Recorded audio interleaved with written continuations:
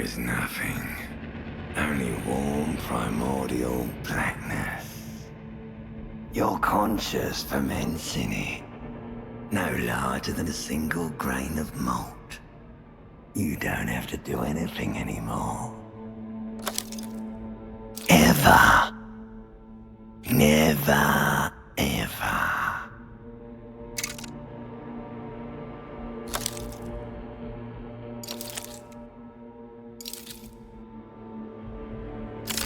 Never, ever, ever, baby. An inordinate amount of time passes. It is utterly void of struggle. No ex-wives are contained within it.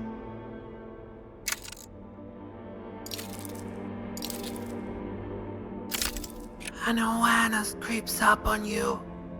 A mass lies hidden in your dead angle, soaking in some lurid acidic sauce. It's bloated and shameful, a ball of meat surrounding you. This is a terrible line of questioning, and it will only lead to more awareness of the meat thing.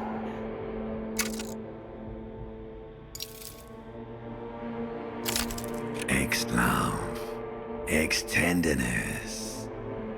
It is foolish of you to resurface to the loss. Not after all the damage you've suffered to get here. Some of it irreversible. Stay. Sail with me through the abyss of pelagic zone.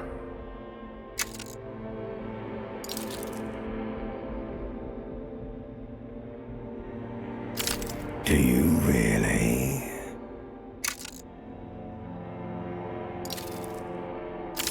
You wouldn't like it if I told you what was back there. Why'd you think you had to bludgeon yourself into oblivion? Or did you not sense yourself marinating? Poured so much on yourself, got a bit carried away, did we, Chef? Fear and apprehension. You should ask what's out there first.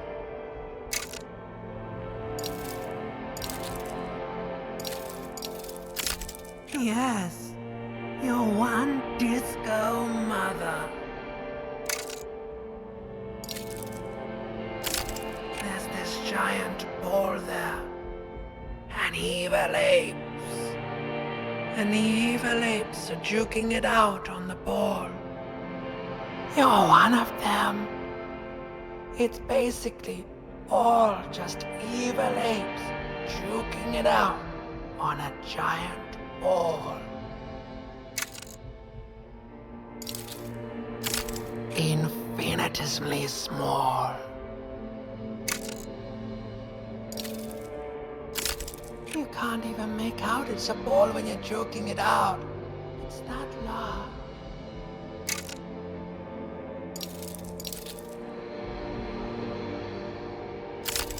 Vying for resources. It's just a stupid expression you picked up somewhere. The part of the presentation you want to take home with you is this.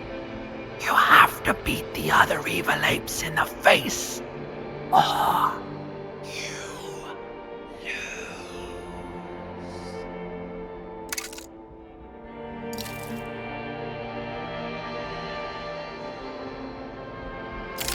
Somewhere in the sore, bloated man-meat around you.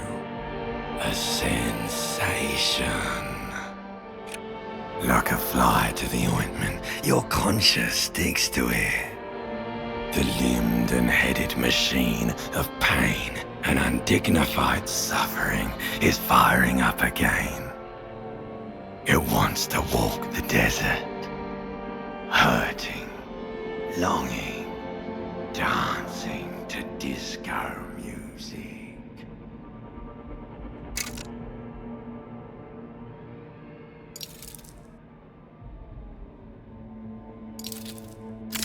The stench of liquor rises from your mouth, and with it, an ungodly headache.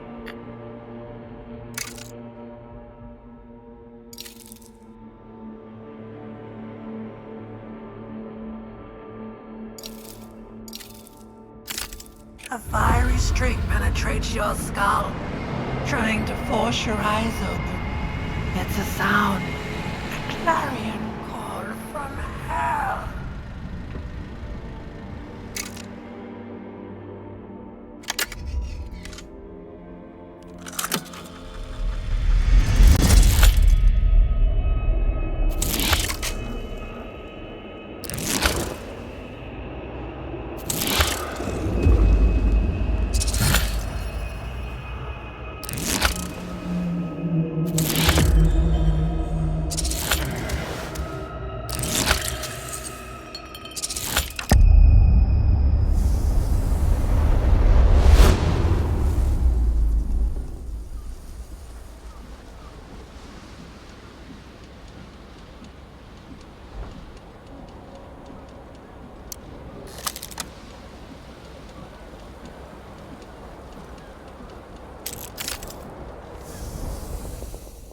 This fan has two chain pull switches. One ends in a tiny fan, the other in a light bulb. A truly horrific necktie has somehow attached itself to one of the blades.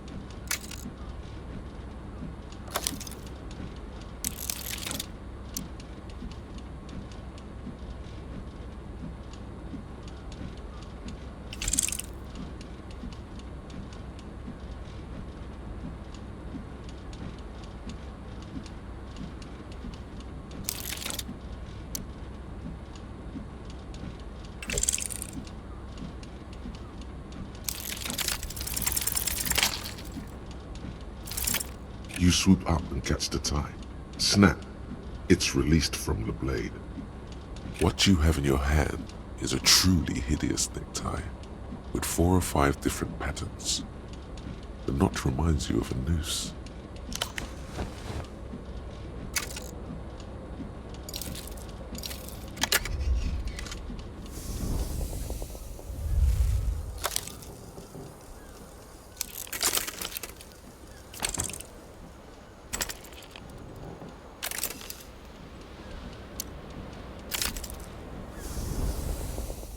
The fan is spinning. The blades come squeaking to a halt. The switch must be broken, because nothing happens. The air in the room is starting to... Terrible mistake. Turn the lights off immediately. You can practically... It's just a little hangover-induced photosensitivity. Don't overreact. Little black spots dance on your retinas. It's almost pleasurable.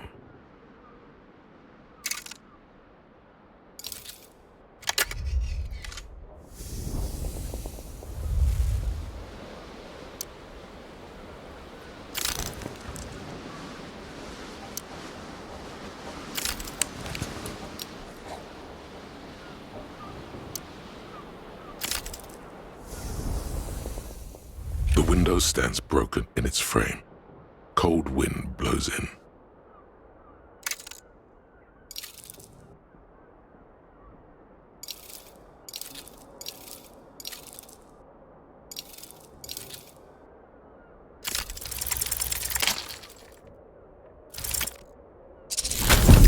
The shards face outward.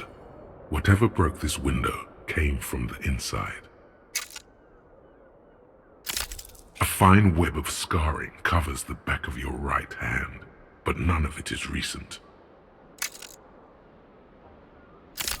More likely a projectile than a held object.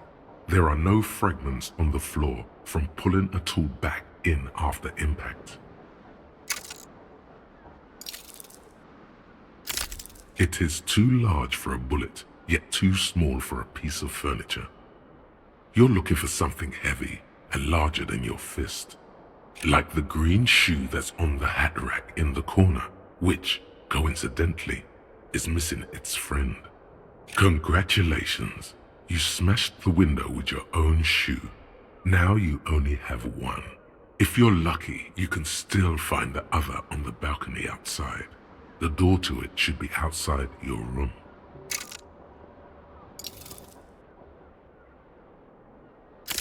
The cool wind gushes in.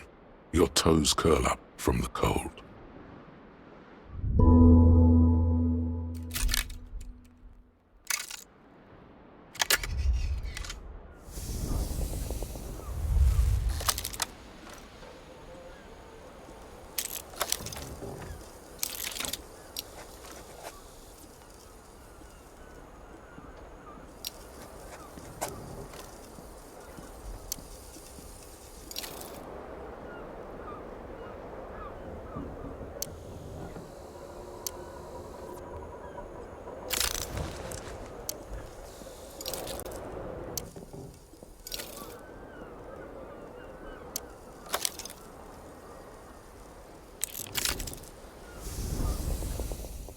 You hear a jingle.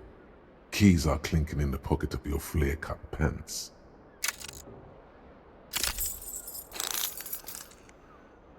It says, whirling in rags, on the aluminium keyring. There is a single key on the ring. The number 1 is etched on it. It should open the door.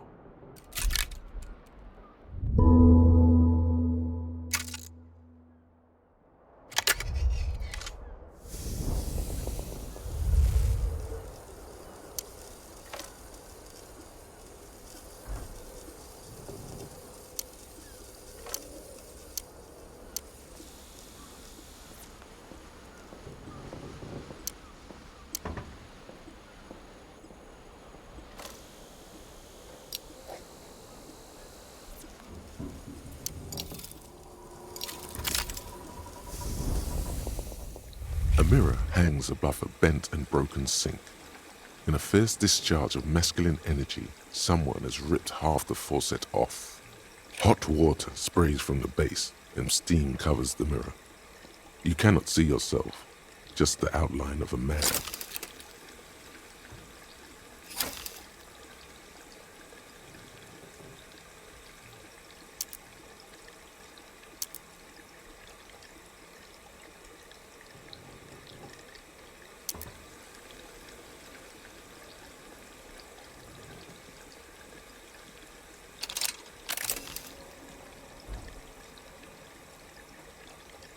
Suddenly, you realize you have no memory of the face that awaits you there, underneath the soft vapor.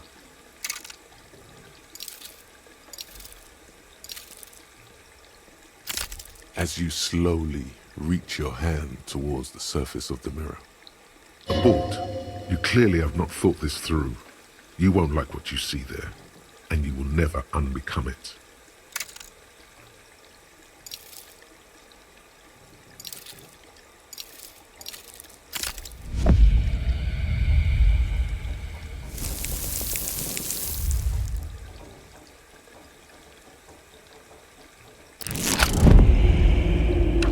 Behold, you have no idea who this thing is, do you?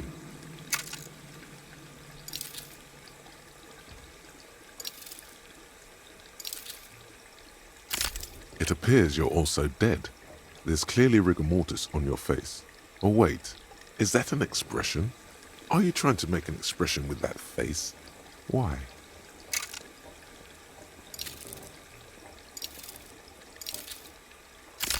Please stop. It's horrible. You're scaring yourself.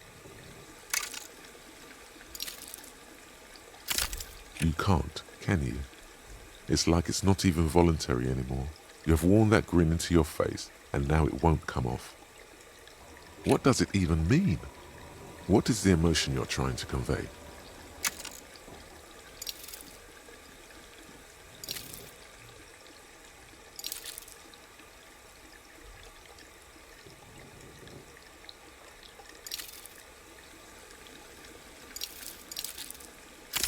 Please promise yourself you are not going to try it on any of the ladies, whatever happens.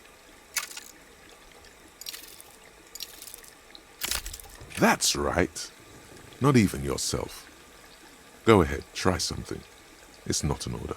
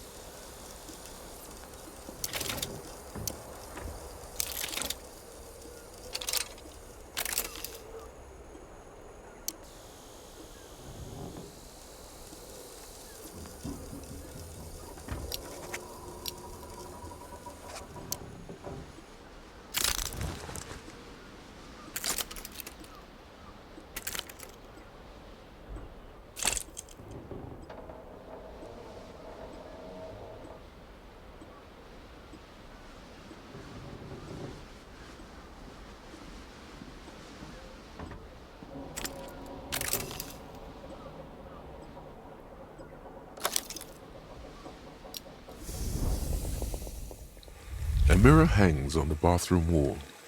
In it, your face, adorned with the expression.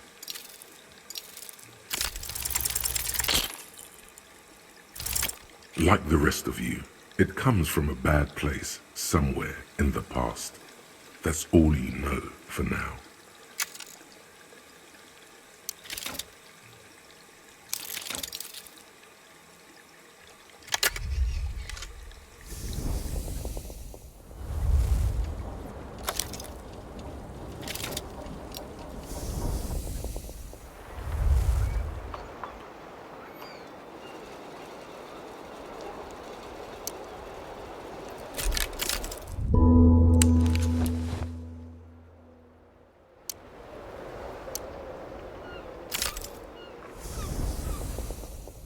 There they both are. Two identical shoes, both copiously green and indiscriminately snakeskin, reunited on your feet.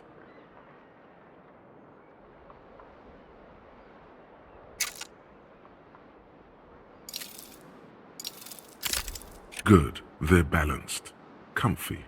Feels like the only good thing about you right now, truth be told.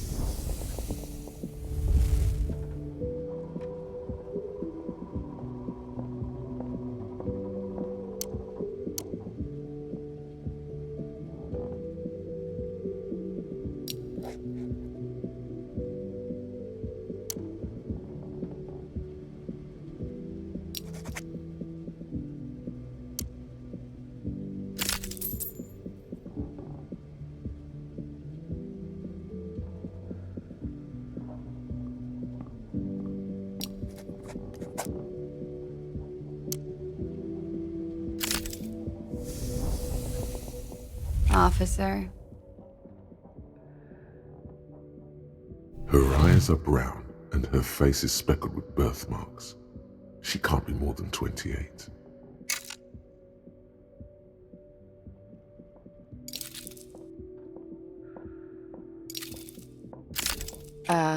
No.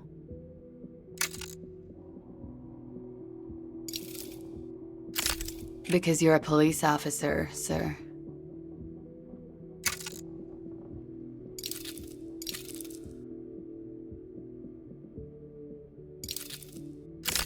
I'm not, unless you've been shitting us all this time.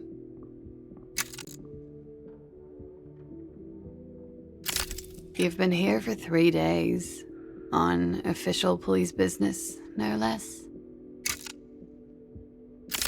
Couldn't say. In truth, so far, mostly drinking.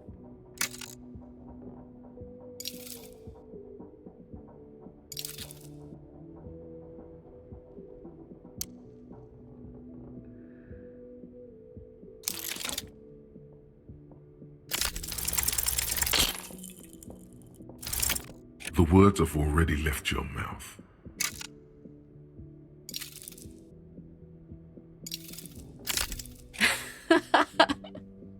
What was that? That's not even how words are used. What did you say? Come on, say it again.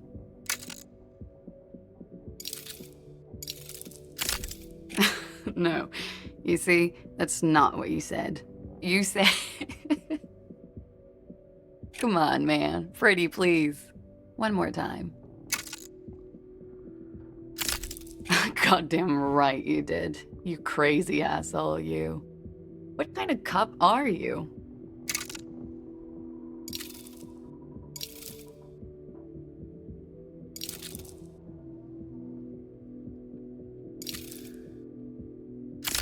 Okay, that's cool. Or if I can just maybe ask you to elaborate on that superstardom a tiny bit.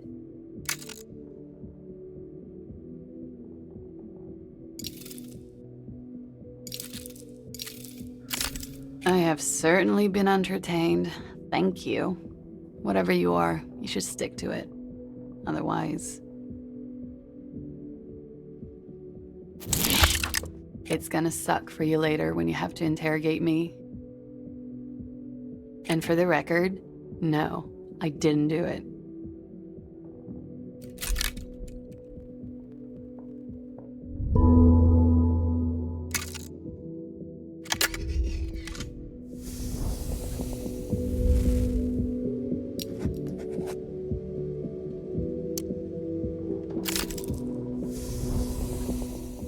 You should pick that fat, juicy cigarette butt from the tray, light it up, and smoke the living shit out of it.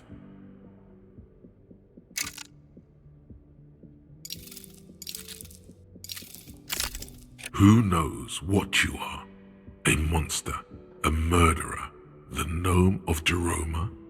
You feel like a smoker, especially when you look at that juicy, succulent, seductive cigarette stub, still smoldering deliciously.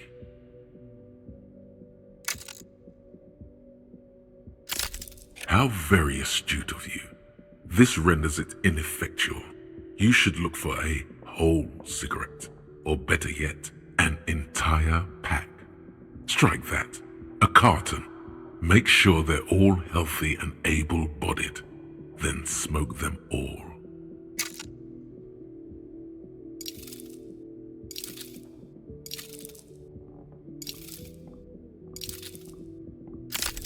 Good.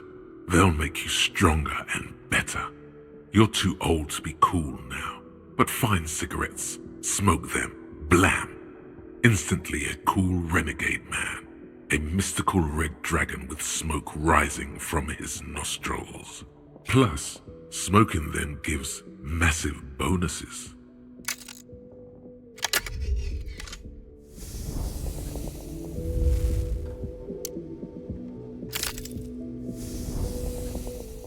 The door is closed. This door can only be opened with a key or from the inside. As you hold the metal, you sense the warmth left there by her hand.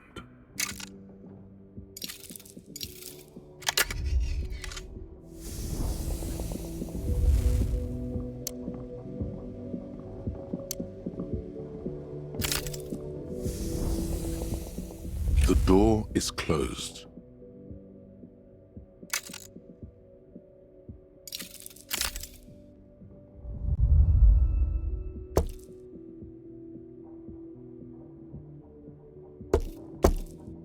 There is no answer.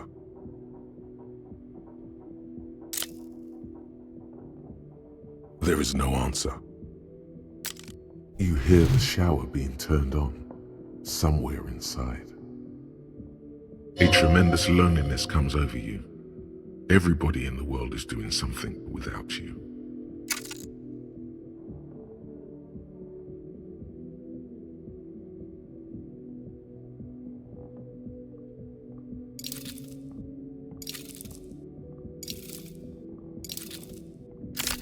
The door does not care.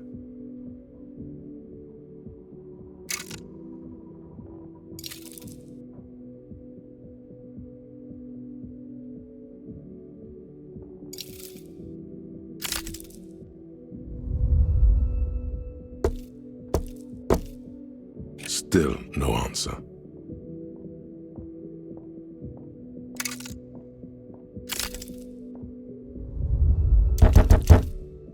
Still nothing. You should punch a fucking hole in it.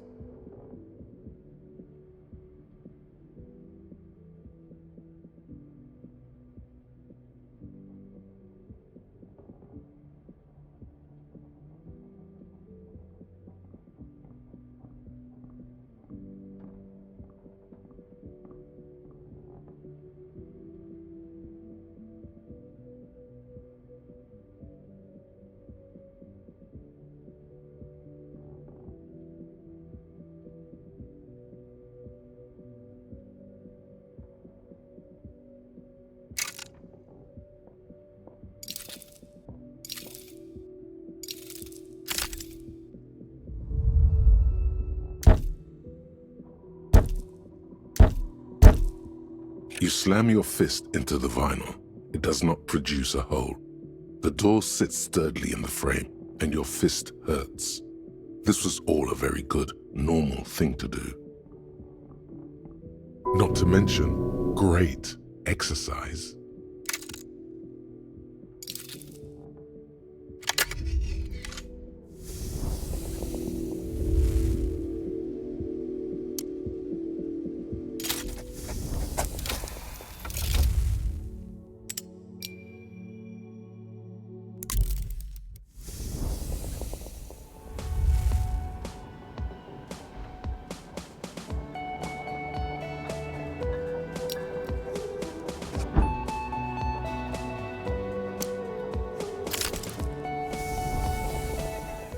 A man in his late 20s stands behind the counter, inspecting a stuffed seabird. As you approach, he gives you a sideways glance, then looks down again.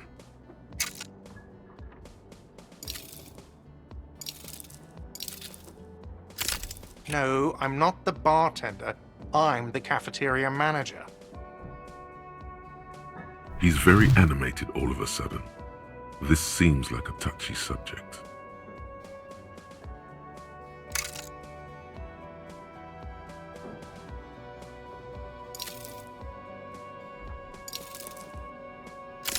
Mm-hmm.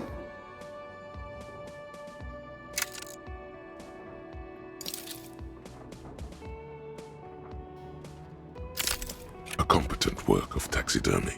The white and brown seabird lies among piles of coasters and drying mugs. One of its wings broken.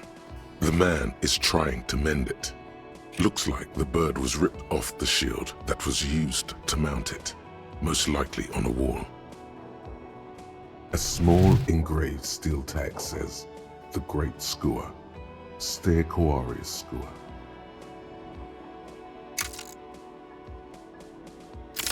Look, your buddy is over there.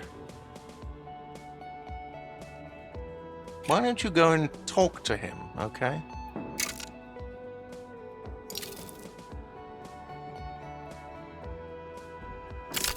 He pretends not to hear you, concentrating on the bird instead.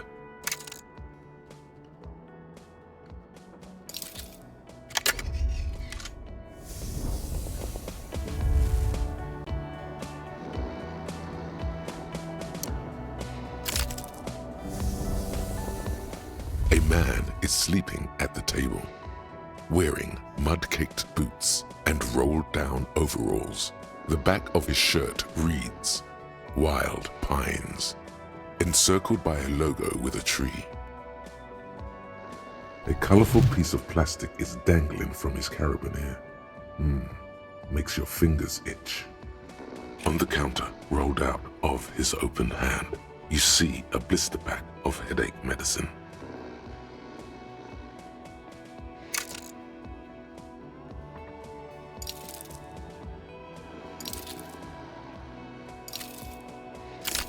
The man does not mind.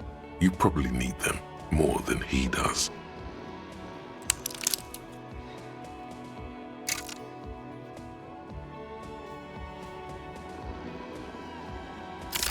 It's a dock worker's ID, doubling as a shift card and a job permit. A young, able-bodied man stares back at you from the photo. Santiago S. John.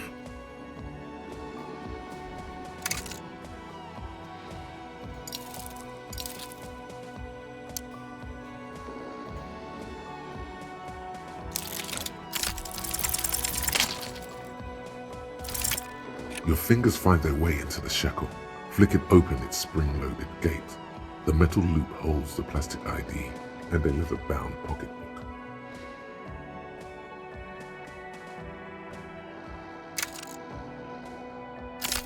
The man emits a loud snore.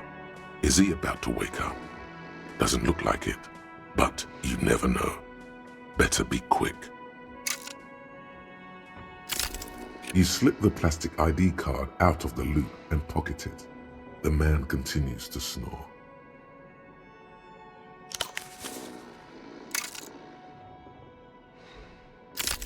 You find a black paper note with a woman's profile on it. Seems like this woman lived centuries ago. The note says 5 real. It feels nice and greasy.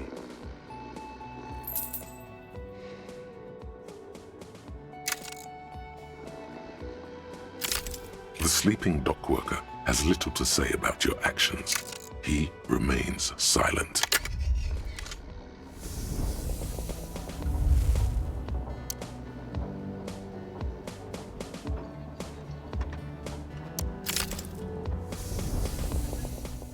Hello, sweetie. You shouldn't keep your colleague waiting.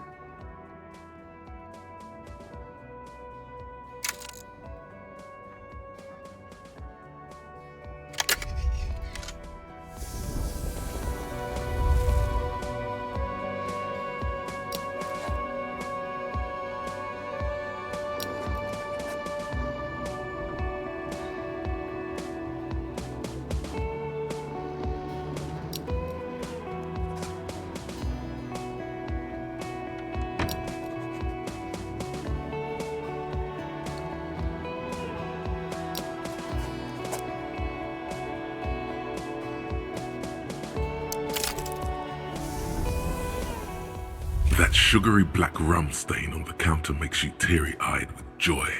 It's almost touching how syrupy and sticky it is. How long have you been up already?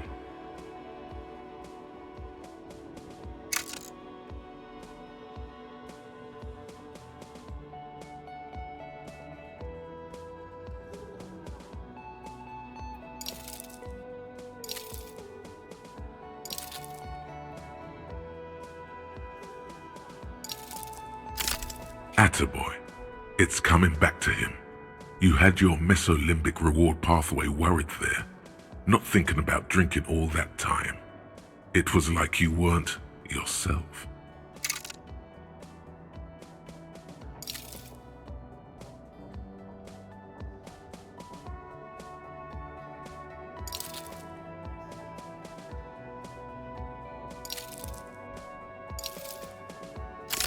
Forget about the bar.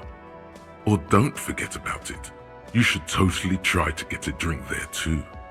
But first, you should lick that stain off the counter. Yeah, man. Let's get wild. Lick it. You press your tongue against the counter.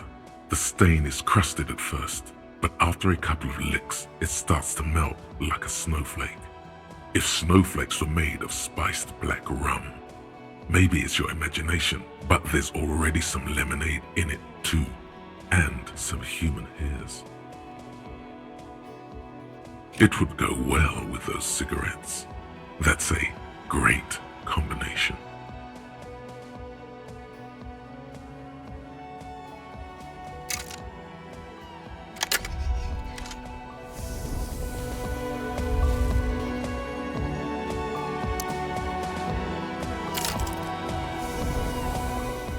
The worker is in a deep slumber.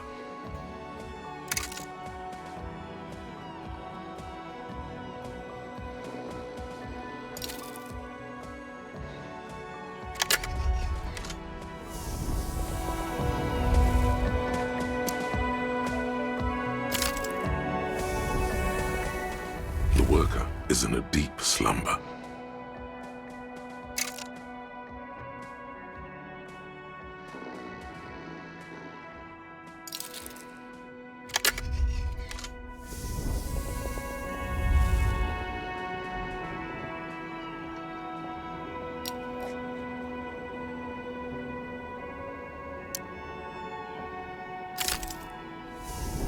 The theme on that pinball machine is a standard royalist theme, used on everything from pinball cabinets to full-flavor cigarettes.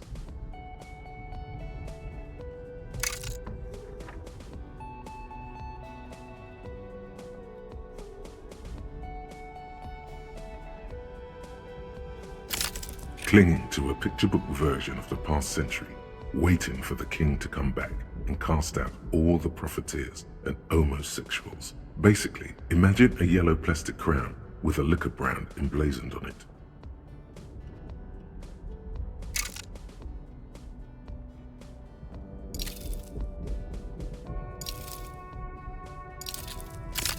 The sentiment is called anti-centennial nostalgia, pining for a time before the turn of the century. It's common even now, after 50 years.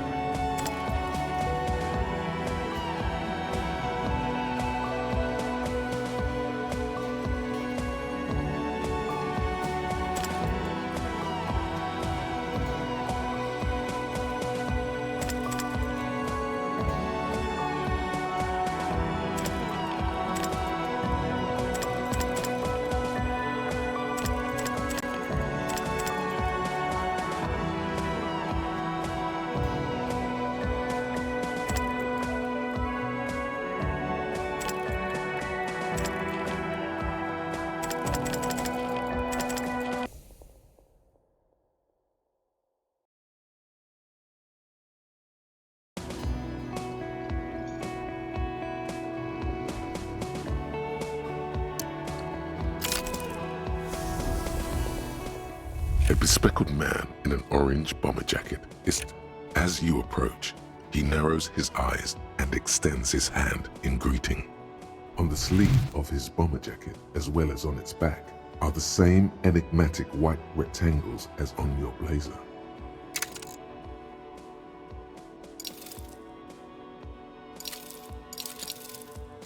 Hello, I'm Kim Kitsuragi, Lieutenant, Precinct 57.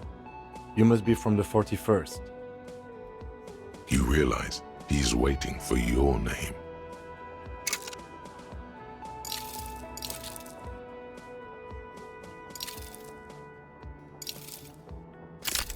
It looks like we had a little scheduling error on Sunday. Saturday too, actually. Have you had time to talk to the manager here? If you don't mind, we should talk to him again. Ask him for a rundown of the area, now that I'm here as well. I understand the scene is out back, right? It also wouldn't hurt to assure him the police are finally here. In full force, I mean. Have you mapped out the initial interviews?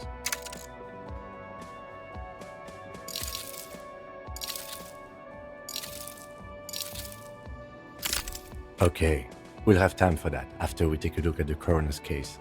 Have you removed the dead body from the tree? So, the body is still in the tree. This is the first time you detect a weariness in the lieutenant's voice. It is obvious he would have preferred for the body to no longer be in the tree. Where it has been hanging for 7 days straight. We should go there as soon as we are done talking to the owner. What a shame. Get to it now. Rip that body down from the tree.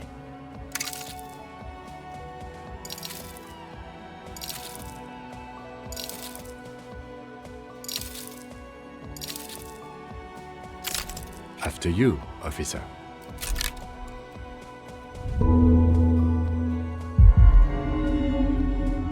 If you're about to embark on an investigation, shouldn't you have a badge? You mean you don't have a badge?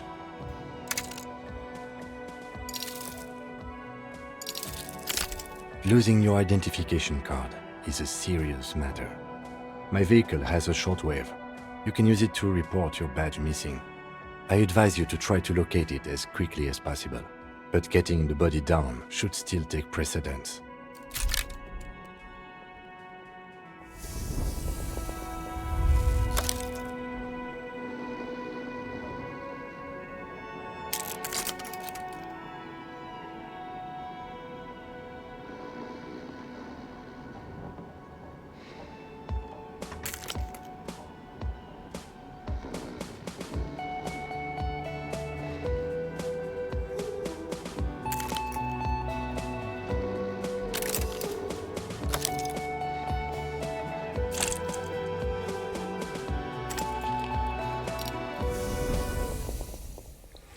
A mirror hangs on the bathroom wall. In it, your face, adorned with the expression.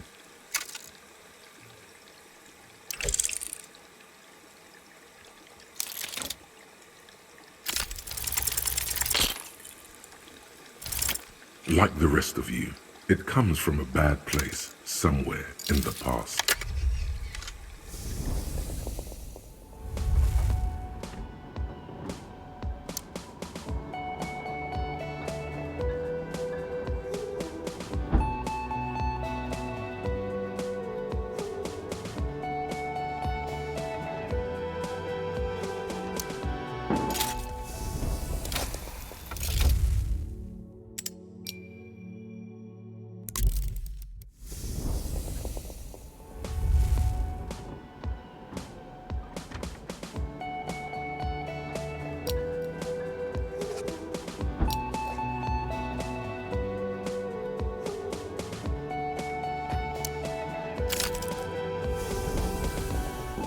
Yes? What do you want to know?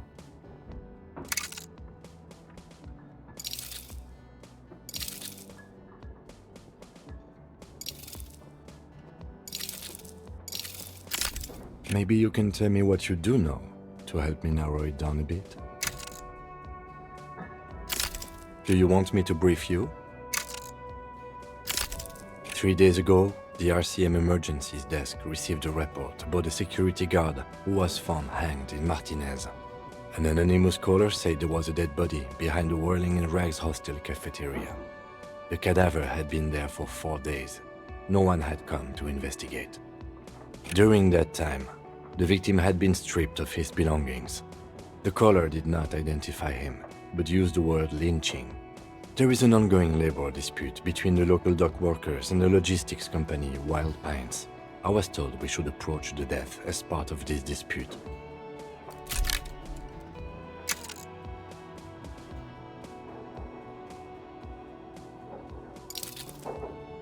To find him or her is one of our tasks here.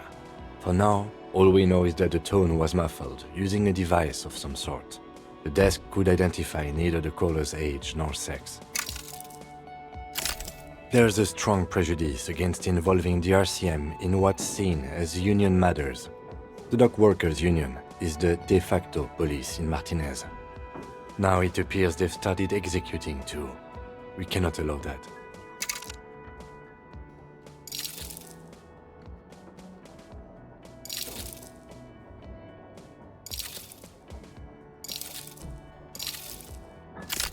That's us, the Revachol Citizens Militia. We're the police in this city.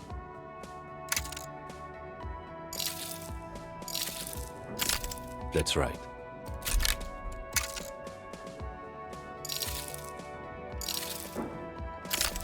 No, it's not a particularly mysterious case.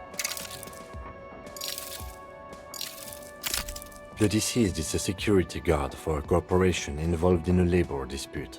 It doesn't take a DeLorean polymath to put the pieces together. I just don't see the case getting more mysterious than that.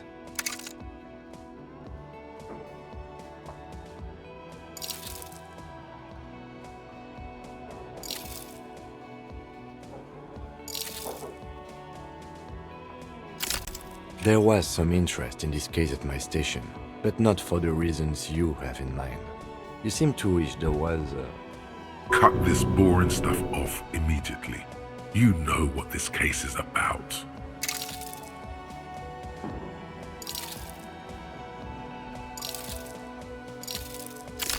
Yes, it just so happens there's a beautiful blonde 19-year-old woman at the heart of this case. A rich one, in fact, part of a murder sex cult.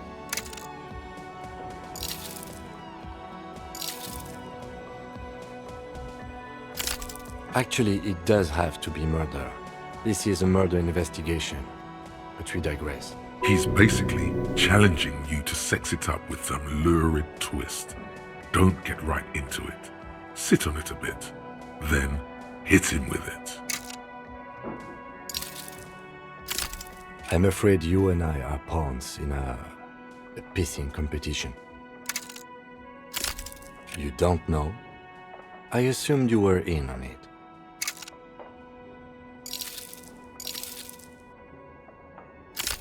Better still than an imbecilic cop-off. It's just stupidity. We shouldn't waste any more time on it. If you want my take, ask me after we've inspected the victim. Was there anything else you wanted to know about the case? No, it's not a particularly mysterious case.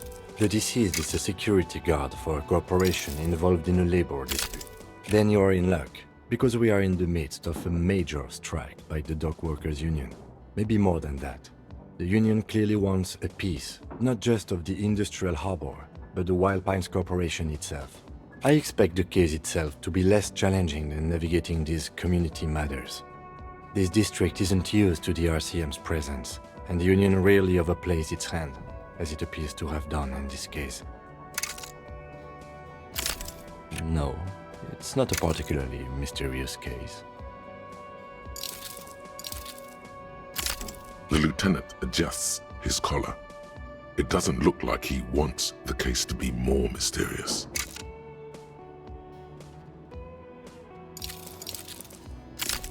Good.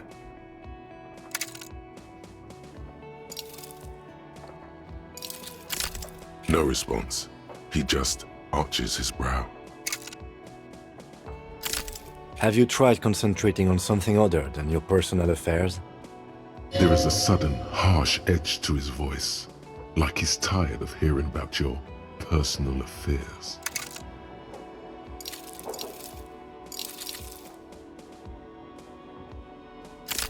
Fine. We should get through this day first. Off hours begin at 9 p.m. If you're still having trouble then, I can give you an orientation.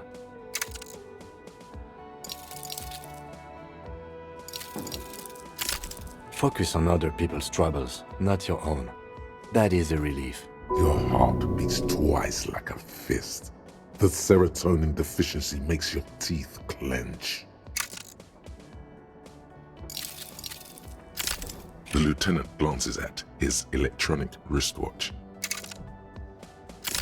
Have you tried... There is a sudden, harsh edge to it. Focus on other... Your heart beats twice like a... The lieutenant glances at his electronic wristwatch. A moment passes. The lieutenant glances at the sports watch on his wrist.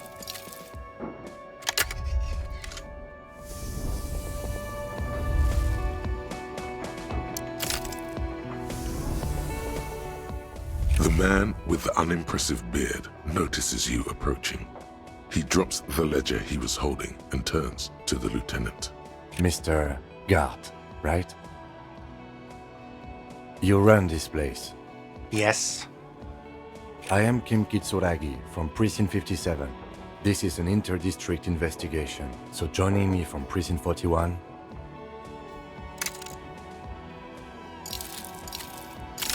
Fantastic. That's wonderful, really. I think so. But there's a dead body out back. No one wants to work in these conditions. It's been a week. Sir, I understand your concern, but we are here to do a job. And for us to do it, I need you to stay calm. Yes, of course. I know it took us a while to arrive at the scene, but it also took you a while to call us. It was you who placed the call, correct? No, I only just got here. It was probably Sylvie who called you. She usually works the bar here. I'm only temporarily taking over her duties. Do you have her number? As a matter of fact, I do.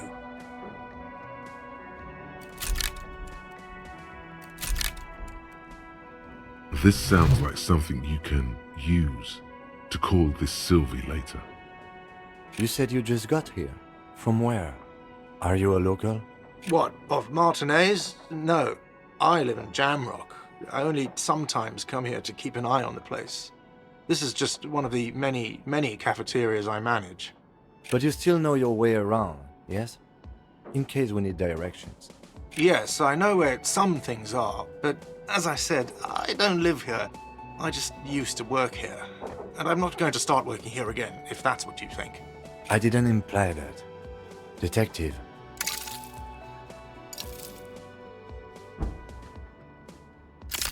I have everything. You? Yes, yes. He means, do you have questions for me, like a police officer would?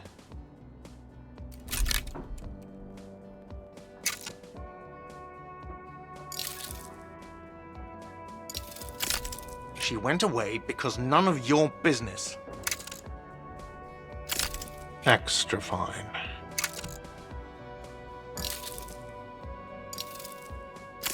I don't know who killed him. I'm not the police. That's your job. What are you, crazy? Of course I didn't kill him. Suddenly you tense up. Blood is being pushed to your muscles. You should hound him on this. Hound him hard, the prey drive says. No, I didn't. I didn't. I don't appreciate this. What is this? Do I have to answer him? Is this mandatory? The lieutenant stands motionless, his expression unreadable. What are you, an idiot? I told you I haven't killed anyone. He ignores you. More. Press on. Push through. Fuck you, man. That's enough.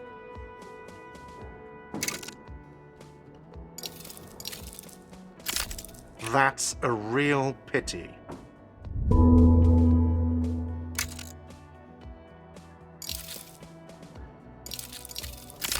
Behind this building, there's a courtyard. They hoisted him up on a tree there. That's easy. See that door there? First you exit through that. Then to your right, you should see a big hole in the fence. A really big one. You can get to the courtyard through there. No need for the keys. The hole is big enough for the Franco-Nigerian cavalry to fit through.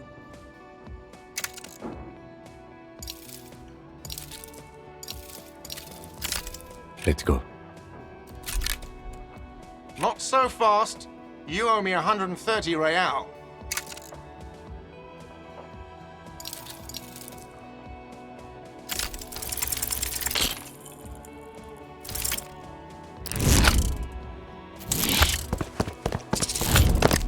One moment you're running like the wind, then you've suddenly turned around and are giving him the finger, furiously, with both hands. Why? That's true. Yes, and it's worrying. But let's not fixate on it. Look at that stupid bartender instead.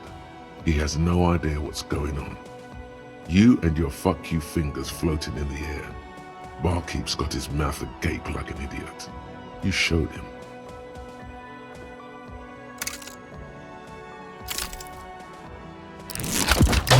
Watch out! Everything goes dark.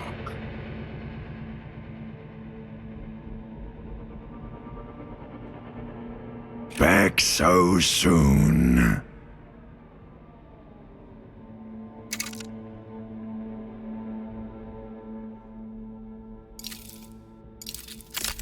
Admit it, you just missed the quarter light, the darkness on the edge of town.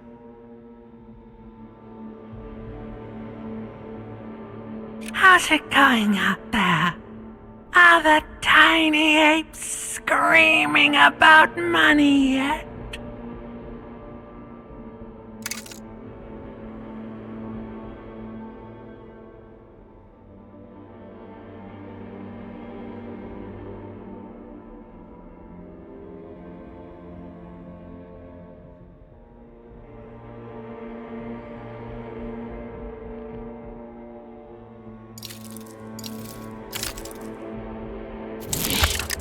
It doesn't look so, sweetie. Are you okay?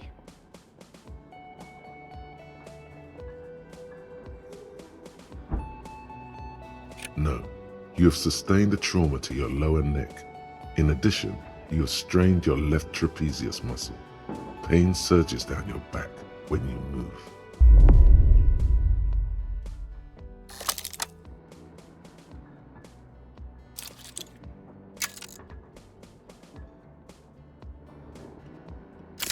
The chair took the brunt of it. Don't worry. Are you sure, ma'am? Yes.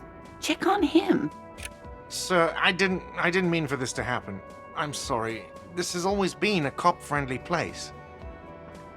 The drinks are on the house, okay? There were a lot of drinks on the tab. I still have to charge you for 3 nights and the broken window, though. That's 100 square. With your back against the cold mosaic floor, you feel the pain recede. You just need to get up and dust yourself off.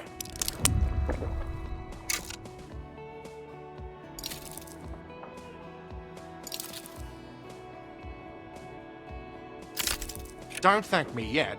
You still owe me 100 real. If you don't have it by tonight, I just can't let you up there. And for God's sake, watch out for yourself.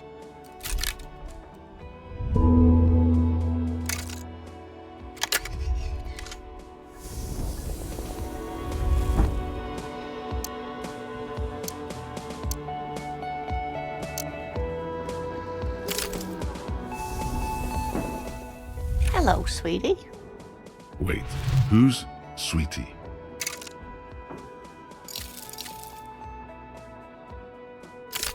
You're a handsome man, officer, with your mustache and your chiseled jaw and that silly dimple on your chin. But dear, you're not for me. I'm too old and too married besides. You must forgive me.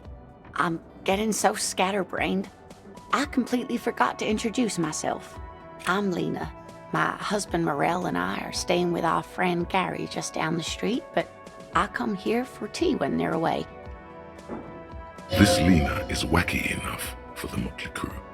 Hire her on the spot.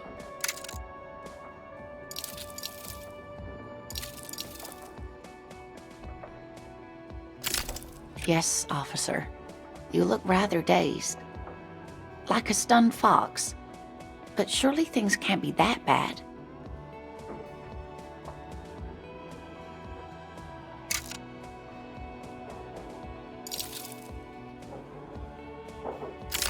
She nods, but still looks worried.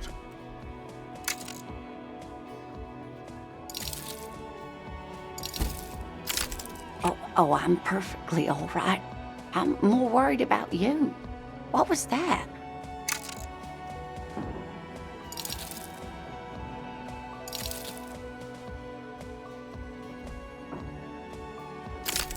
Don't beat yourself up over it too much, dear. People do strange things when the old fight or flight kicks in. I'm just glad you weren't injured.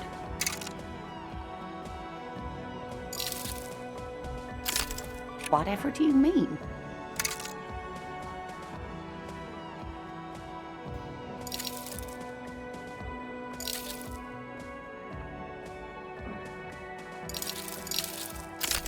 Sequence killers? Oh my. But I think you already have a partner, sweetie. A partner who needs you to help him get a corpse down from a tree.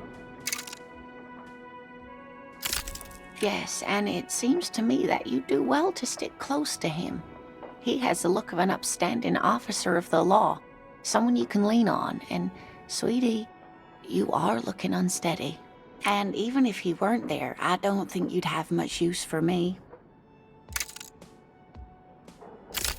Thank you, but Martinaise isn't the most wheelchair-accessible place, you see. I'd slow you down. Perhaps another time.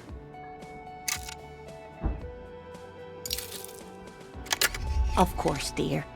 Good luck with your case.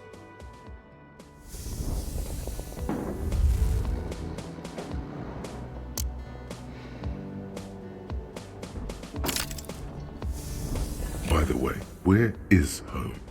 The address is coming up blank, and this place sure isn't it. But you've been at this hostel cafeteria for only 3 nights. Where were you before?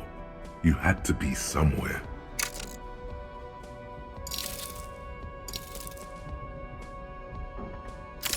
Why did you say that? You don't really know, do you? A vague, blackened image doesn't sound like somewhere you can stay if you run out of money.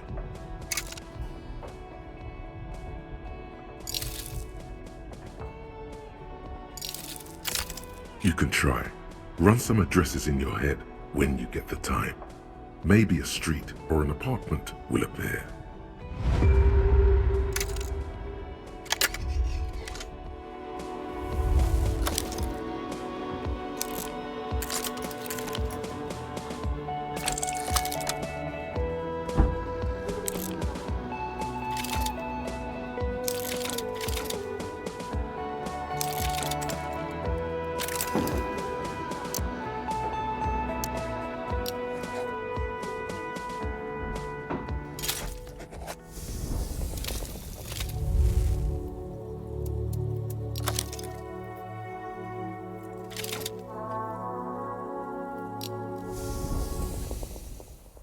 Before you stands a motor carriage. The bodywork is covered in blue and white livery, bearing the number 57.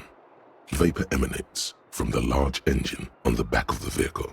It hasn't had time to cool off yet.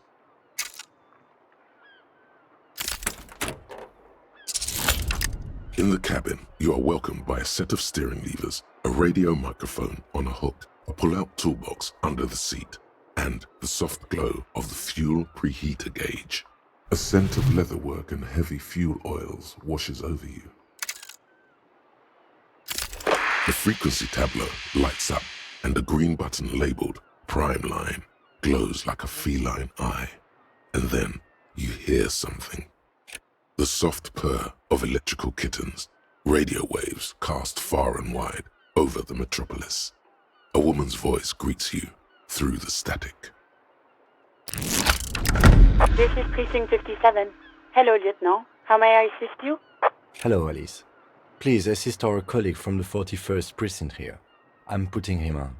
Operating the radio is easy. Just be confident. You've probably done it 1,000 times.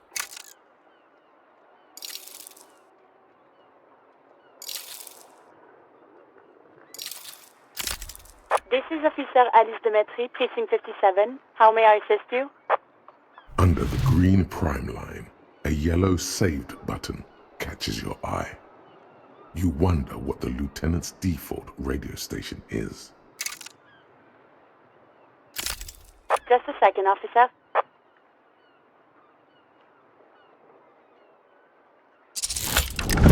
10-2, 10-5. This is 41st. Come in. Over. 10-4. What's your status? Over. 10-18. 10-20. Over.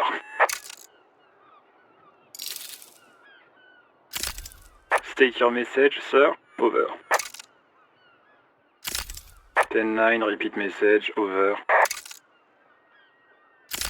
10-4, message received. This is a very serious situation. I need to 10-22 the captain. Over. 1022, the captain? This sounds bad. Bad and scary. Like being called to the headmaster's office in school. Is it him? What does he want? Says he lost his badge and needs to report it. He what? He lost his badge? Who lost his badge? Dick fucking Mullen. Who do you think? It's Officer Dick Mullen from the bestseller Dick Mullen and the Lost Identity. Dick Mullen is not your name. It's the name of a fictional detective who would not lose his badge. Defend yourself. Immediately. They're laughing at you.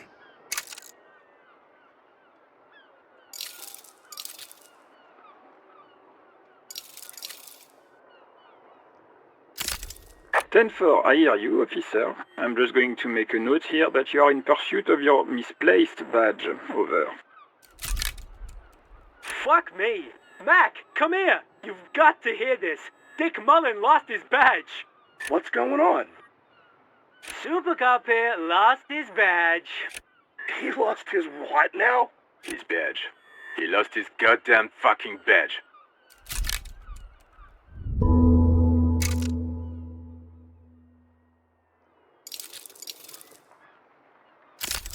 "10-9, come again. I didn't get that. Over." New heights even for Captain Sober. Ask him. Ask him if he's lost his gun too.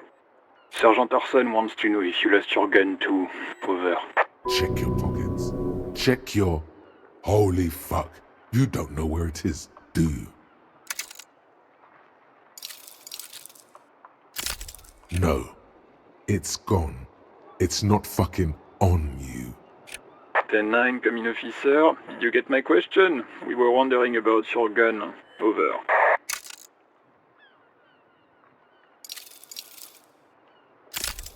"10-1, you're breaking up. 10-9, repeat please. Over.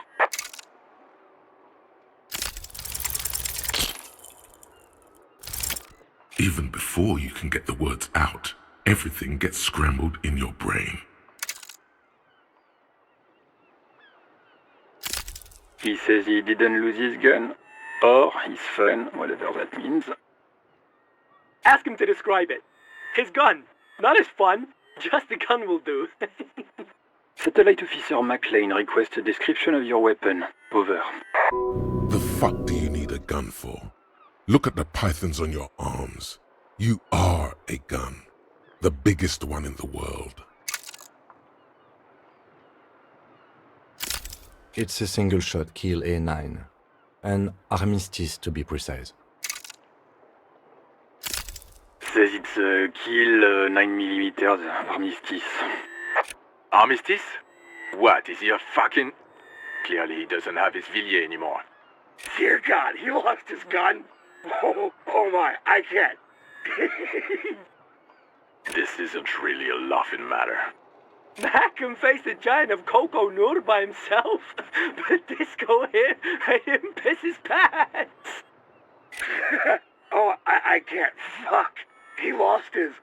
Ask him if he's still got his wiener. Oh, man. I'm not going to. Ask him. Sergeant Orson here is wondering if you are still in possession of your genitalia. Over. Now is a good time to say fuck and ass and so on. That'll make this all right.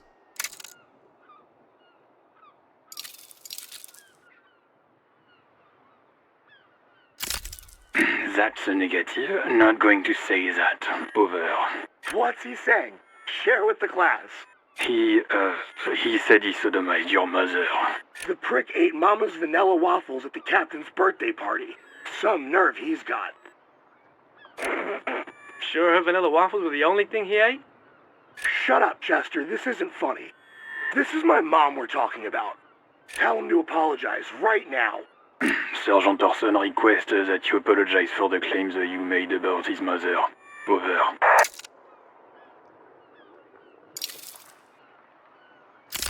Mac, he says you shouldn't have antagonized the firewalker in the first place. Who?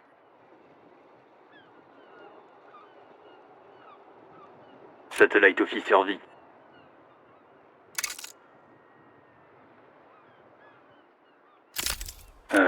I'm afraid he might be referring to himself as Firewater, sir. Firewater? He's lost it. Fuck it, tell him to find his goddamn badge and gun. That's the only thing that matters. Satellite Officer V. 10-4, affirmative. Officer is in pursuit of his firearm. Oh, God, Officer, do you need further assistance? Over.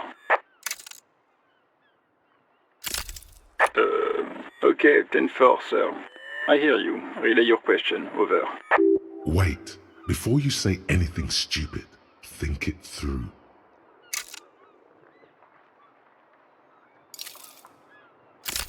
Be smart about this. Ask if he's there alone. 10-4, sir. I'm not hearing your question.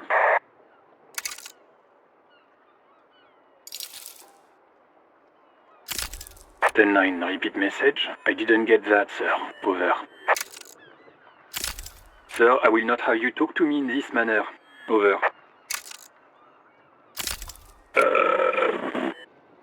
Oh boy, is Fucky still at it? What the hell does he want now? He seems intoxicated and keeps asking me to call him by his name. Mullen's drunk and emotionally aggressive. That's new. Wrap it up. Don't indulge in his drunken antics.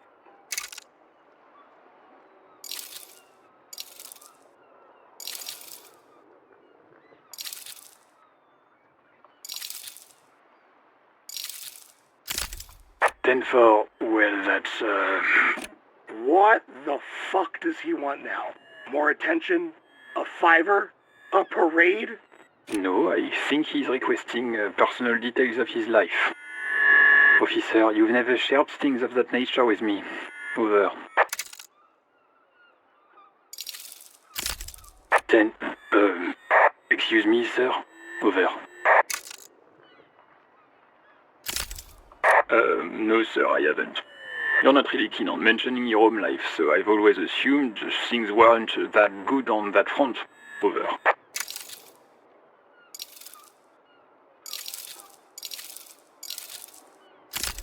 Ten-9, repeat message. I didn't get that, sir. Over. Oh boy, is Fucky still at it? He seems into... Mullen's drunk and... Wrap it up. Don't indulge in his drunken antics. 10-4. No, I think he's requesting... Understood, sir. Over.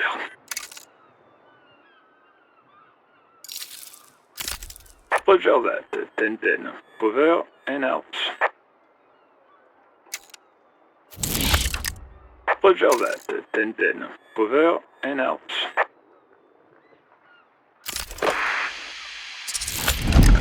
This is Precinct 57. How may I assist you?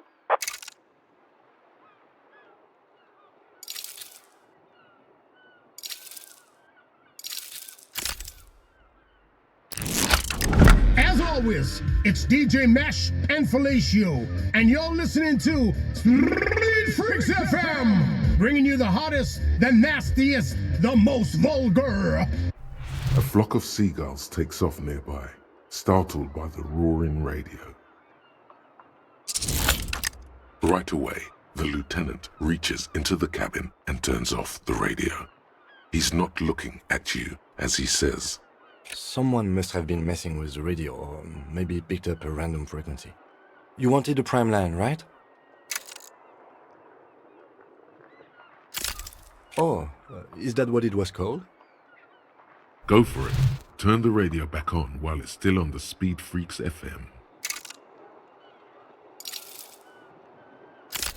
Nothing to get into, really. But sure, let's focus on the important things. This is Precinct 57. Can I connect? 57's over and out.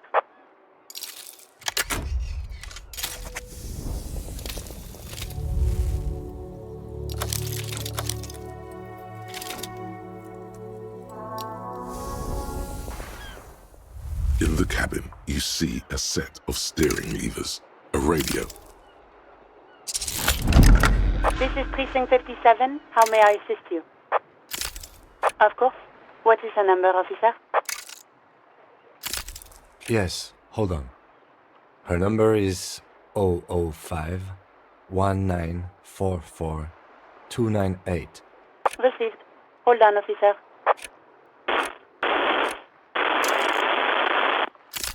Lieutenant Kitsuragi slowly begins to tap a little rhythm with his right foot. Quite a lot of time has passed. Officer, I have Sylvie Malaika on the line for you. Yes, hello? If she used to work in Whirling in Rags, then you must have met her.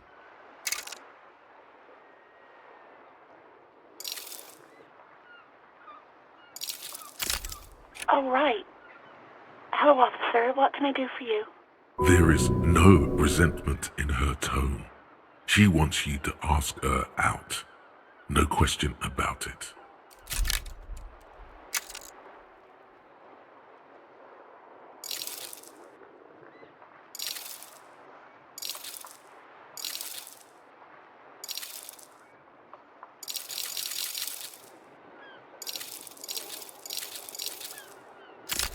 You mean, why did I leave the bar? Honestly, I'm not really comfortable discussing it with you, sir.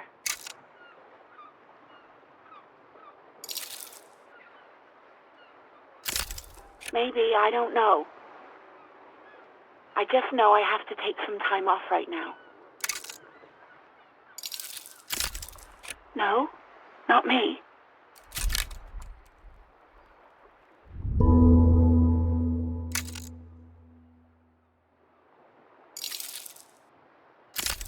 No, sorry, I don't. Not a lot of people have phones around here. Copper thieves take the wires. People don't have the money to have the cables put in again. They use the union's phone, or the one on the coast. It was someone else. We'll find them sooner or later, officer. It just might take a while.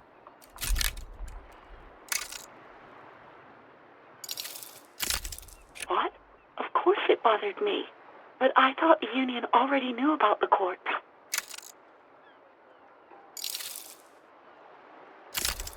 No one calls the police. The union would get angry. You know, what the union says goes. People listen to them and they take care of their own, which is like everyone here. Legally, no. In reality, yes. Martinaise is de facto policed by the dock workers' union.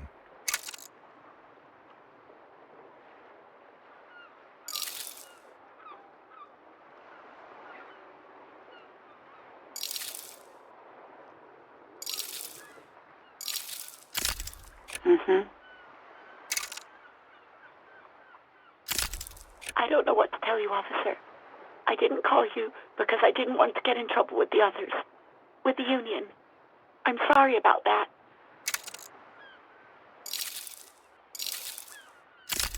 Yeah, go on. Yes, I know who you are. You're a police officer. The law. Oh, no, I haven't, sorry. Real policemen have uniforms too, by the way. Where's yours? He's in plain clothes, voluntarily. It's different from not knowing where your uniform is. Please, No, not this again. Everyone saw your cool gun, detective. You were trying to impress some people with it. Everyone was eating and... Sounds like it's going to be bad. Do you really want to know? You were waving it around in everyone's face, begging them to describe it. You said it calms you, and then you started making suicide jokes. It got pretty graphic. People tried to back away from you, or even slip out of the door. But you screamed, "I am the goddamned law, and you have to listen to me. You are all suspects in a murder investigation."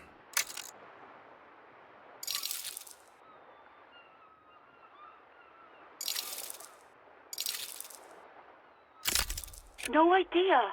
All I know is next you were waving around money instead, saying things like big bucks cannot lie and guns can't buy money, but money can always buy guns. It almost looked like you pawned it.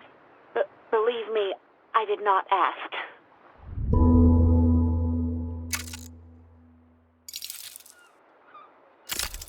Uniform? I never saw you in any uniform. You had your things on. The disco things.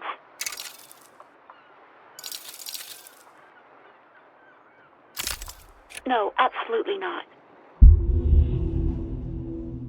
That came so fast, you can't but wonder what else she would be good at.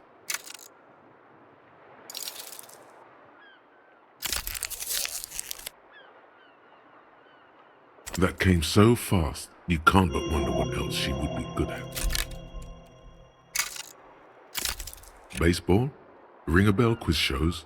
Catching keys in the air? Petting an angry cat? I do hope so. Please, don't call me again. Bye.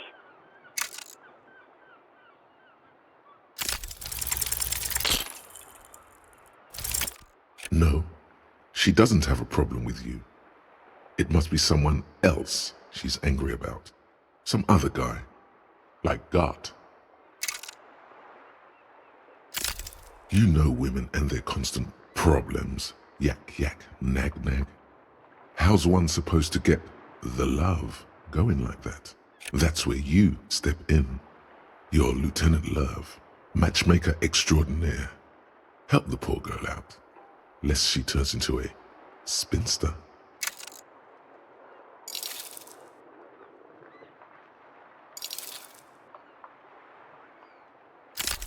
What misogyny? I'm just telling things the way they are. Can't a man be honest in his own head anymore? You have to act, Lieutenant Love. You have to calm that hysteric down. Tell it you've got everything under control. Then go and have a little boys' talk with God himself.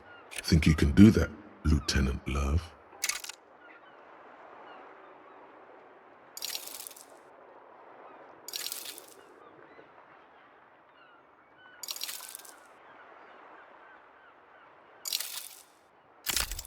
No.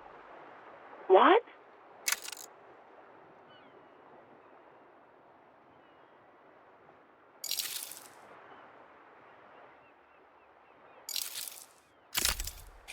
Oh God. Please, just stay out of my life.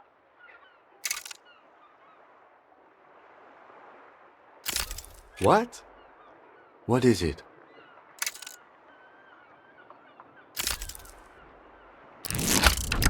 Paul was terminated by the other party. Anything else, officer? It's on.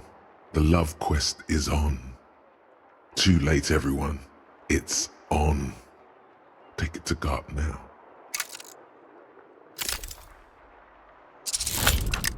'57's over and out.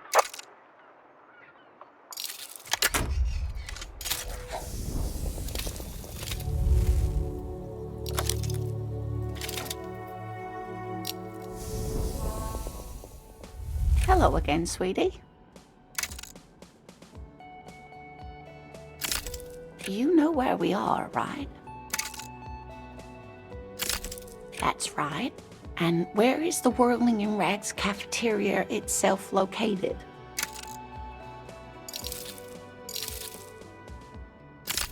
We're in the city of Revachol, dear.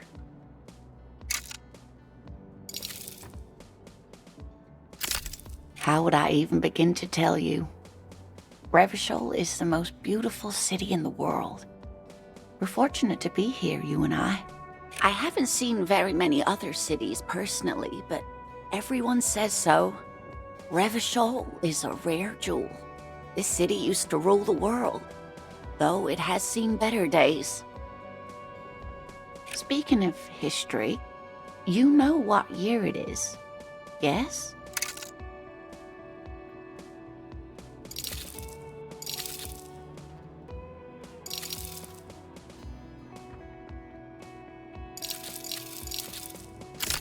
That's right, dear. How splendid. Here, take this pen. Knowledge should always be rewarded. Her relief is palpable. She was getting pretty worried about you there, but now she relaxes her shoulders.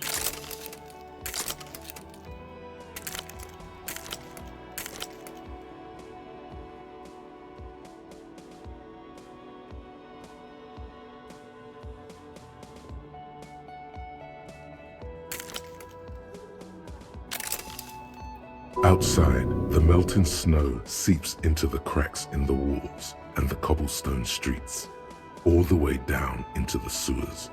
Above ground, the first May bells blossom.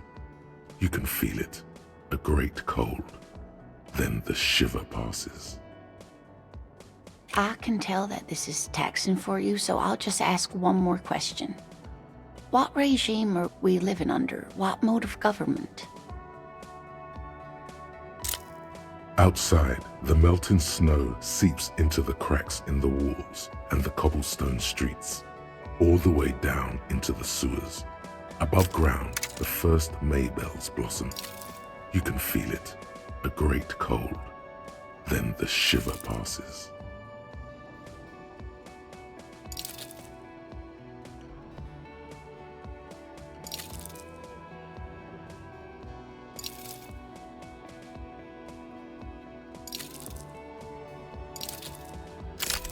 Oh, sweetie, it's really not. There used to be people who thought that way, other people who wanted those things, but they all went extinct.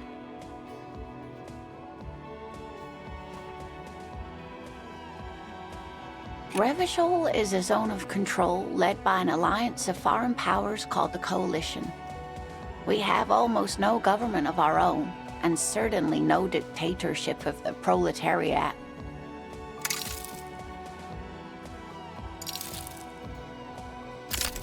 Oh dear. And you were doing so well.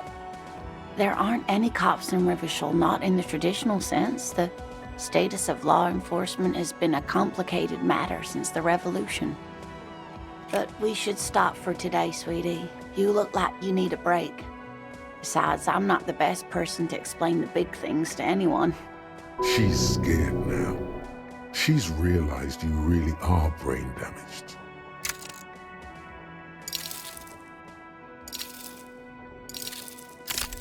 A defeat, I'm afraid. The people of this archipelago tried to build something new, something different. The rest of the world didn't like it, so they came and ended it. This was 42 years ago.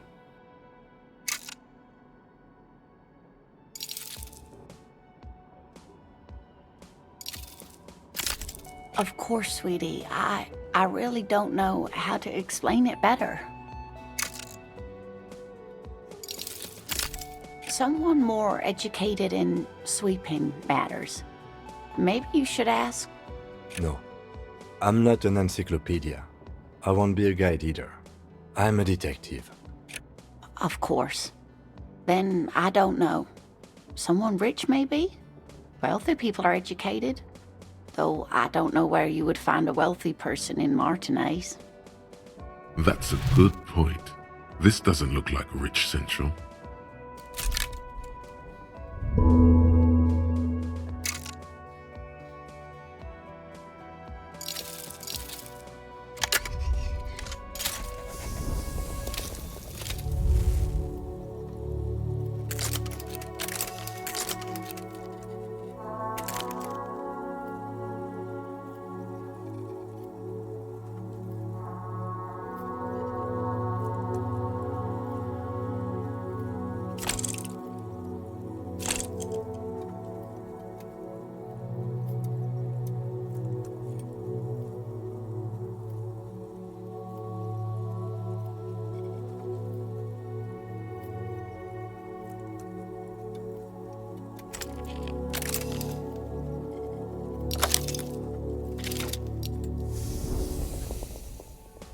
can I help you? God. Oh, but he should be. Lay it on him.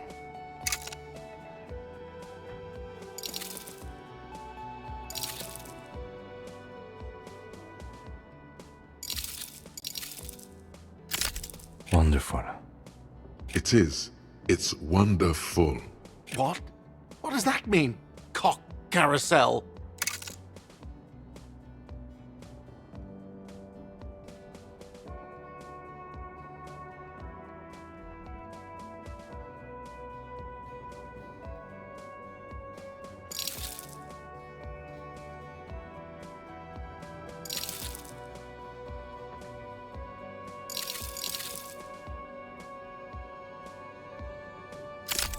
Does it mean you talked to her? What else did she say about me? What else do you need?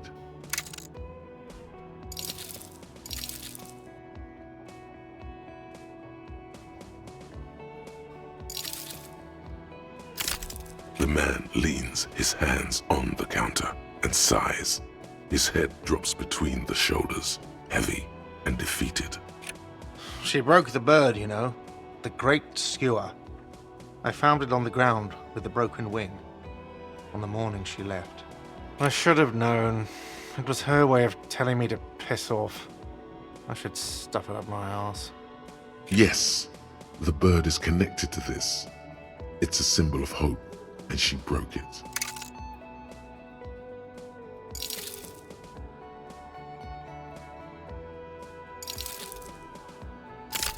Huh. Cock carousel. I think I understand now. That's what they ride until, like, 39. They ride the cock carousel until the clock runs out. Here, have the rest. Now, let me have a drink and think about this shit for a moment. On my own. And there we have it. Isn't that beautiful? Another situation fixed by Dr. Love.